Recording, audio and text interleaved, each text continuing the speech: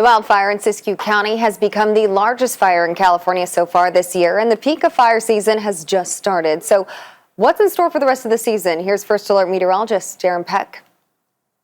In this week's weather, I want to give some visual perspective to the fire season we're in this year, show where it stacks up to the last 2 years we just had, and I'm going to finish with what might be some of the most important visualizations that give us a clue for where this fire season might still have to be heading. First things first, here's 2022 so far. The fire footprints on the map, and this does include the McKinney fire, which took off this week. That's the one in Siskiyou County. Can you see it? It's the red outline way up there. I know these are hard to spot, but that's on purpose because I'm going to show you the perspective of a comparison here in one moment. 2022's fires, you can see the Washburn fire and the Oak fire. They were in the headlines for weeks. Those were the fires that burned outside Yosemite. Do you remember the Electra fire? That was the one in the foothills not that long ago. But clearly now, it's the McKinney fire up in Siskiyou County that's stealing the headlines. So if that's this year so far, I'm going to now place 2021 on here in total. That's where we finished the year. So what you're seeing are the fire footprints of all the big ones, right? We could go through all of the names that you probably remember. The Caldor fire, the Dixie fire. Those were the two major fires that were in the headlines for weeks last summer. They're on there in comparison to where we've been so far. So this shows you how different last year was. But it's only the start of August, and we've clearly kind of turned a page here as we go into early August. We've got this first good fire in size, a really impressive fire in size up in Siskiyou County, perhaps showing us where we might be going. But I want to lend a little more perspective on this, just to do the comparison for what the current fire regime looks like on a map when you compare it with some historical perspective. Here's one way to do that.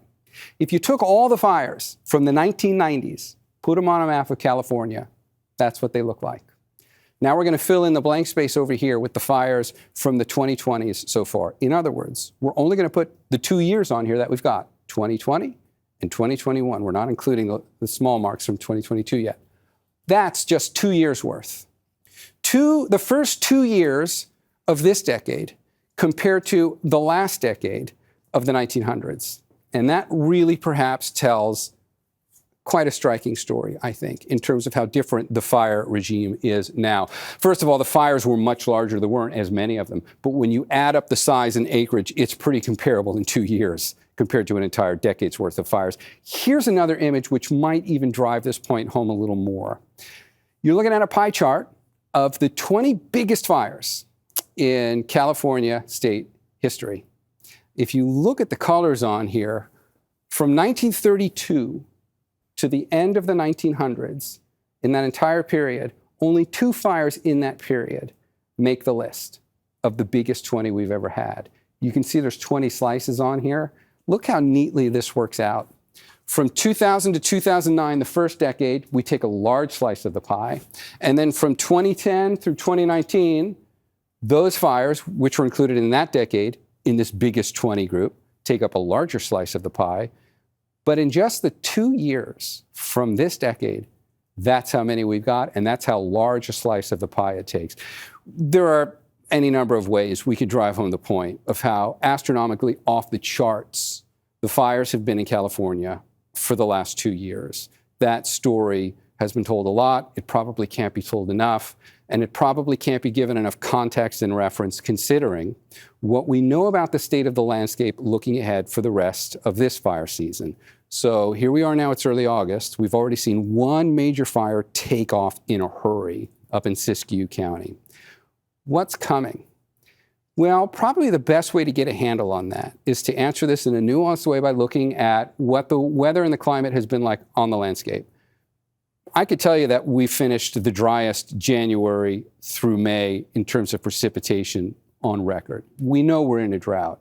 But here's another more important way of looking at this. This is the ranking of temperature over just the last 30 days. And the areas that are shaded in deep red on here show you the parts of the California landscape which have had the warmest 30 days on record since we've been keeping records. And in being able to show it this way, it goes back to 1979. So you could go back farther than that, I suppose, but that's still a long period of time. The last 30 days, it's never been as warm as it was for those parts of California. Here in the Bay Area, we barely knew that was happening. See how we're shaded in blue? We were actually below average. The scale over there is tough to read, but the colors hopefully just pop out right away. Blissfully unaware here at home that for the eastern part of the state and those landscapes which are the most prone to fire, the last 30 days have been a heat wave. And those hot temperatures don't just say it was uncomfortable. Hot temperatures tell you the atmosphere has a much greater ability to pull moisture out of the landscape. That's really the risk here, primarily when it comes to these hotter summers that we're seeing under climate change. Hotter temperatures mean the atmosphere is just capable of, for no better way of putting this, of sucking the moisture out of the ground. That's what the atmosphere does when the temperatures get that warm. And there's one other reading which kind of summarizes that succinctly, and which actually might be the most valuable tool, the most valuable way to visualize where the risk on the landscape is in terms of how the atmosphere has affected the landscape and primed it for fire. This is the vapor pressure deficit. I know it's a weird term, but I think as we get farther into this new fire regime, it might become something that you hear more often, and it kind of gets into the vernacular for most people, certainly those who are interested in this kind of thing. The vapor pressure deficit is telling you exactly what I was trying to describe a moment ago.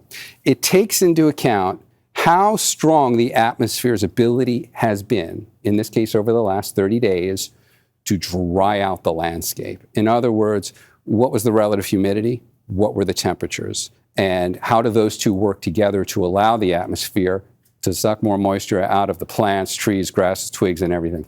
So the parts on here that are shaded in deep brown, again, we're doing the same scale. Since 1979, right here through the Sierra, whether it's the southern Sierra down here through the giant sequoia, the central Sierra up through Tahoe and Yosemite, or the northern Sierra up here around Lassen.